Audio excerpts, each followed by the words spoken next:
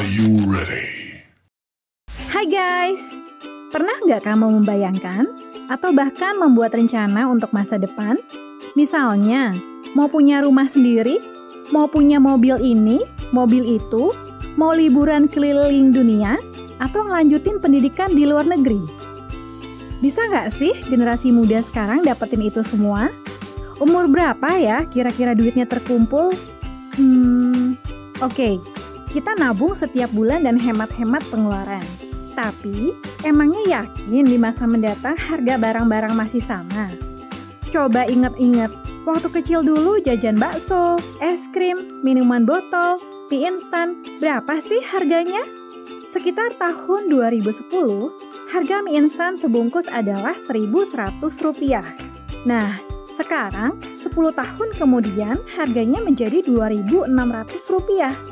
Kok bisa sih naik sampai lebih dari 2 kali lipat? Kenaikan harga ini yang disebut dengan inflasi. Harga barang terus naik sehingga nilai uang semakin menurun. Dan tentunya hal ini mempengaruhi nilai tabungan kamu.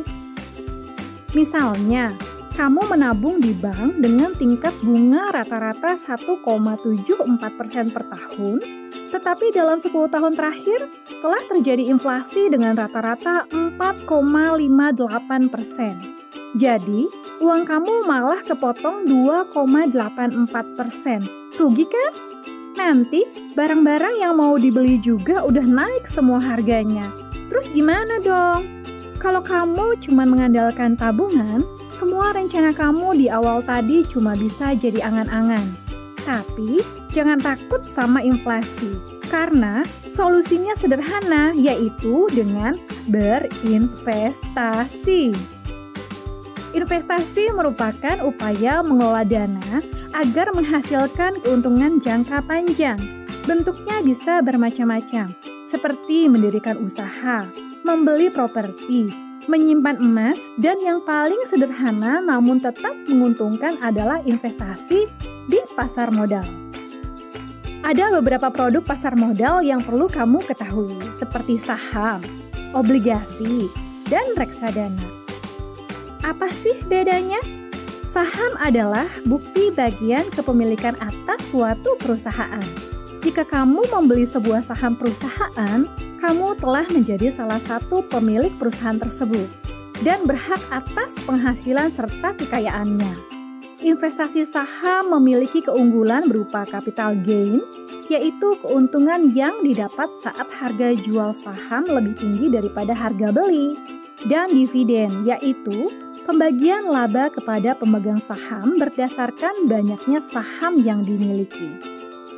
Sedangkan risiko investasi saham dapat berupa capital loss, yaitu kerugian akibat harga jual saham lebih rendah daripada harga beli, dan risiko likuidasi, yaitu perusahaan yang dimiliki dinyatakan bangkrut. Pembukaan rekening saham dilakukan melalui perusahaan sekuritas dengan minimal setoran awal atau deposit sebesar Rp100.000. Produk pasar modal yang kedua adalah obligasi. Obligasi merupakan surat utang jangka menengah atau panjang yang dapat dipindah tangankan. Surat ini berisi janji dari pihak penerbit kepada pihak pembeli obligasi untuk membayar utang pokok pada waktu yang telah ditentukan, disertai dengan pembayaran bunga secara periodik. Keunggulan investasi obligasi adalah nilai pokoknya yang selalu tetap dan pemberian kupon sebagai biaya yang dibayar oleh penerbit. Nilai tukar kupon adalah tingkat suku bunga dari obligasi tersebut. Sedangkan risiko investasi obligasi adalah risiko likuiditas, yaitu risiko di mana suatu aset memerlukan waktu yang belum pasti untuk bisa ditukar menjadi uang tunai. Dan risiko default, yaitu ketidakmampuan pihak penerbit untuk membayar bunga atau melunasi utangnya saat jatuh tempo. Kamu dapat membeli surat obligasi melalui bank, perusahaan sekuritas, serta lembaga lainnya yang ditunjuk sebagai agen penjual obligasi. Saat ini, sudah banyak produk obligasi pemerintah untuk investor retail dengan minimal pembelian hanya Rp1 juta dan secara umum maksimal pembeliannya adalah 3 miliar rupiah. Produk ini jauh lebih terjangkau dibandingkan obligasi yang diterbitkan oleh perusahaan yang secara umum minimal pembeliannya adalah 10 miliar rupiah. Produk pasar modal yang ketiga adalah reksadana. Reksadana merupakan wadah untuk menghimpun dana dari masyarakat pemodal untuk selanjutnya diinvestasikan dalam portofolio efek oleh manajer investasi. Ada beberapa jenis reksadana, yaitu reksadana pasar uang, reksadana pendapatan tetap, reksadana campuran, dan reksadana saham.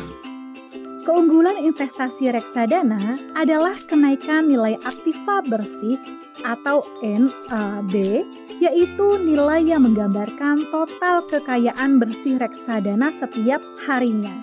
Sedangkan risiko investasi di reksadana adalah kemungkinan terjadinya penurunan NAB dan risiko default. Pembelian reksadana dapat dilakukan lewat perusahaan manajer investasi atau agen penjual reksadana dengan minimal pembelian yang beragam, bahkan ada yang hanya Rp10.000. Tentu semua investasi ada kelebihan dan kekurangannya.